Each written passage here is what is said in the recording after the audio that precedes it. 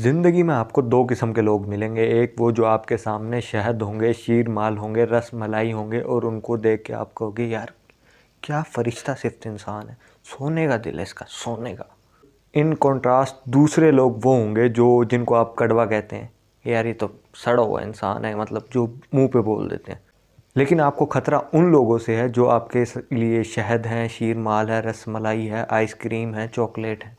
क्यों? क्योंकि वो जो शहद हैं वो सिर्फ आपके लिए शहद नहीं है, वो हर किसी के लिए शहद हैं, आपके दुश्मनों के लिए भी शहद हैं, और आपके दुश्मनों से बनाने के लिए वो आपका भी ढोल उनके सामने बजा देंगे।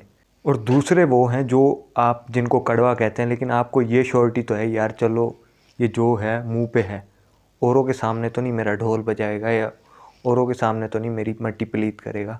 जब आपको कोई ऐसा शख्स दिखे जो शहद आपके लिए भी है और अगले के लिए भी है, तो उसको अपनी ज़िंदगी से ऐसे ही उड़ाएं जैसे मोबाइल पे ज़्यादा सारे नोटिफिकेशन इकट्ठे हो जाते हैं, फिर आपको स्वाइप कर करके उड़ाते हैं, तो उन्हें भी झाड़ू मार के इस तरह उड़ाएं, वरना वो लोग आपको बहुत नुकसान पहुंचाने वाले हैं ज़िंदगी में।